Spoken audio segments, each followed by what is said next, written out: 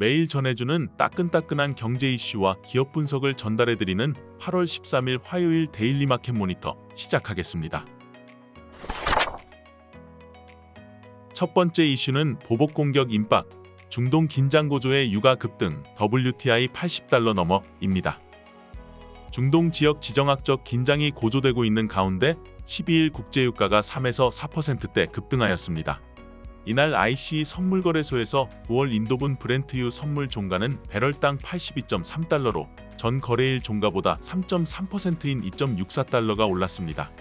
미국 및 중국의 경기 후퇴 우려로 WTI 가격은 지난주 초 배럴당 70달러대 초반으로 급락했다가 이란, 헤즈볼라와 이스라엘 간 전운이 고조된 가운데 가자지구 전쟁이 중동 전역으로 확대될 수 있다는 위기감이 이날 국제유가를 끌어올린 것으로 풀이되고 있습니다.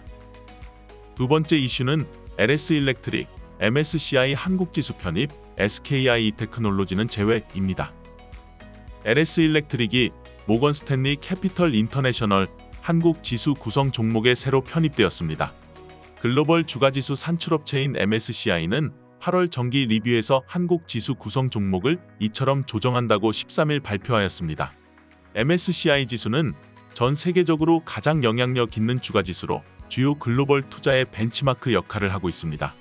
MSCI는 분기에 한 번 이뤄지는 정기 리뷰를 통해 전체 시가총액과 유동 시가총액을 기준으로 지수 편입 종목을 조정하는데요.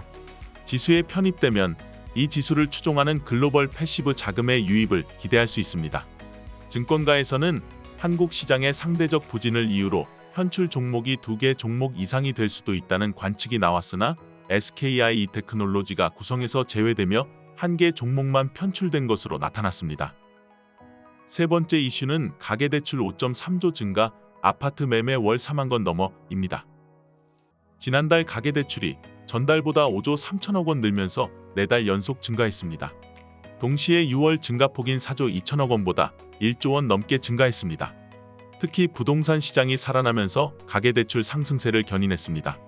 부동산 알릴일사 자료에 따르면 지난 6월 전국 아파트 매매 거래량은 43,300건으로 4개월 연속 월 4만 건을 넘어섰습니다.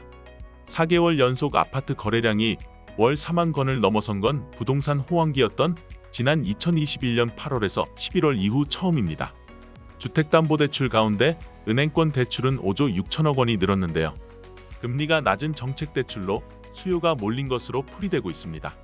이로 인해 정부는 오는 16일부터 디딤돌 대출 금리는 최대 3.95%까지, 버팀목 대출 금리는 최대 3.3%까지 0.2에서 0.4%포인트 높이기로 했습니다. 네 번째 이슈는 월가 거물 금리 인하 촉구, 소비심리 무너진다입니다. 글로벌 투자은행 뱅크 오브 아메리카를 이끌고 있는 브라이언 모이니안 최고 경영자가 금리 인하를 촉구하고 나섰습니다. 모이니안은 미국 연방준비제도의 금리 인하 시기가 지연될 경우 미국인들의 소비 심리가 무너질 것이라고 강조하였습니다. 이어 고강도 긴축 여파에도 불구하고 소비자들이 지출을 이어가고 있지만 지출 증가율은 지난해 같은 기간에 비해 벌써 절반으로 줄어든 상태라고 경고하였습니다. 오늘의 첫 번째 기업 분석 리포트는 이익 성장은 수요 증가를 쫓아갈 뿐 크래프톤입니다.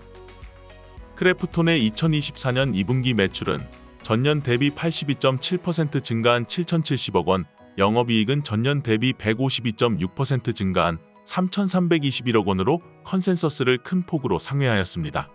PC 매출은 높아진 트래픽을 바탕으로 에란겔 클래식 및 뉴진스 콜라보레이션 등 컨텐츠 업데이트를 통해 매출 상승으로 이어졌으며 모바일 매출은 배틀그라운드 모바일 글로벌 트래픽 증가를 기반하였습니다. 크래프톤에 대한 투자 의견은 매수를 유지하며 목표 주가는 종전 37만원에서 41만원으로 상향하였습니다.